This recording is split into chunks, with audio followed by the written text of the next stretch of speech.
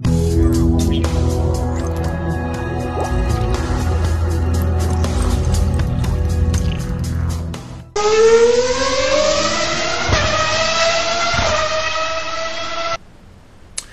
guys, Harrison1 here, back at it once again with a brand new video for you.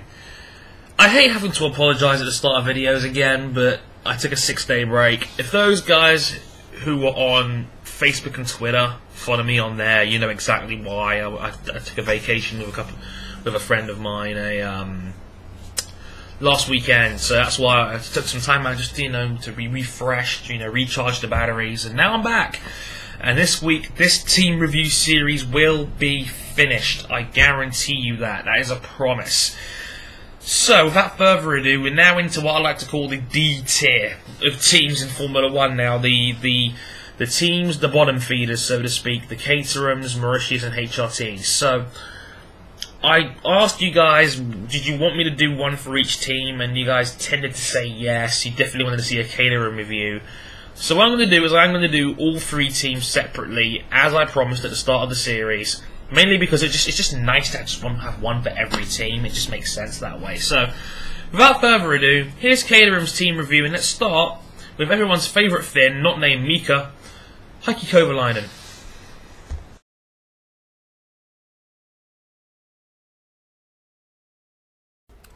Given the tools provided to him, Heikki Kovalainen had a pretty darn good season in that Caterham.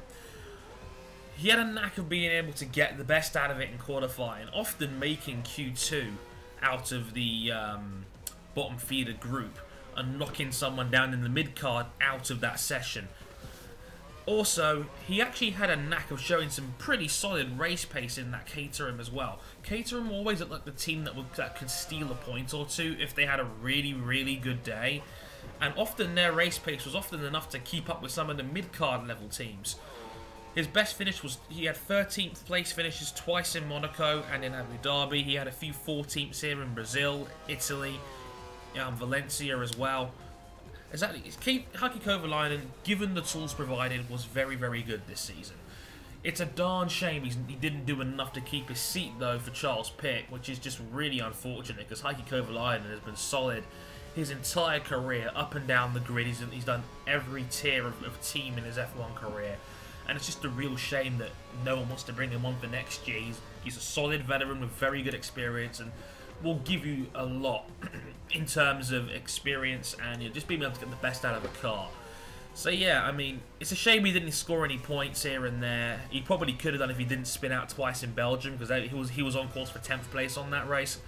But overall, Heikki Kovalainen was by some distance the best of the bottom feeder drivers, without question.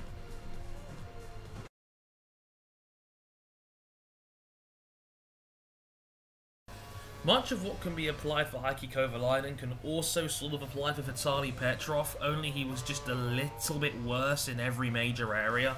Not quite as good a qualifier, not quite as good in terms of race results. Had a couple more retirements here as well, and times he didn't cross the finish line. But one thing that I have to point out with Vitaly Petrov and why he doesn't fall that much behind Heikki Kovalainen is that he is in a bottom feeder team.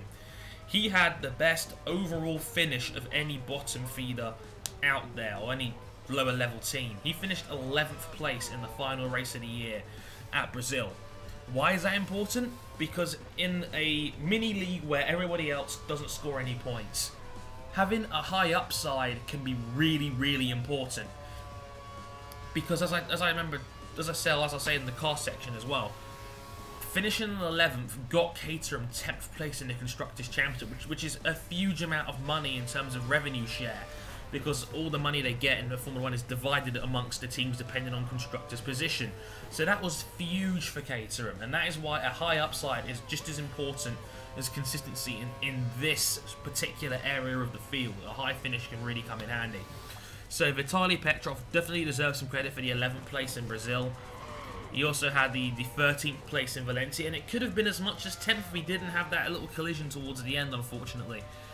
So again, Caterham were just really unlucky not to have had a point here and there, but again, like I said, Petrov was very solid as well this year. Small shame he won't be back next year either.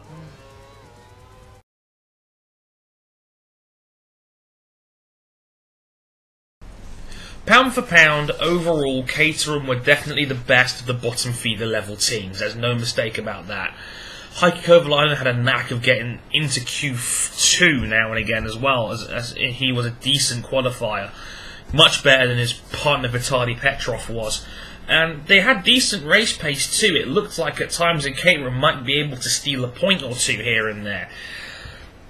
Is that what you call a good season for Caterham? I don't know. Their best finish was 11th place, so you could say it was a good race. They're at best they are the third worst team in Formula 1. So on paper you expect them to be maybe 17th to 18th place. So for the fact this team was constantly batting above that during many races this season, I guess overall you could say that Caterham's season wasn't bad at all, and the 11th place with Vitaly Petrov was probably worth millions and millions of pounds to Caterham because of the revenue share you get from the World Constructors' Championship being split up in a certain way. Because like I said, with Petrov's 11th place being the highest non-scoring position out of any of the bottom three teams, they got 10th place in the Constructors and probably stole a good chunk of revenue money from Marussia's noses. Ironically, Charles Pick was the guy that came closest to that. But yeah, and listen, Charles Pick's now with the team. But overall, I can't give wonderful grades here because bottom line is they were one of the three worst teams in Formula 1 this year. But their drivers were solid. The car punched above its weight in all scheme of things. And maybe next year will finally be the year that Caterham can put some points on the board again. It'll be nice to see it happen. So, until then, I've been Harrison101. Thank you very much for watching. Marussia comes next, and I'll catch you guys next time. Sayonara.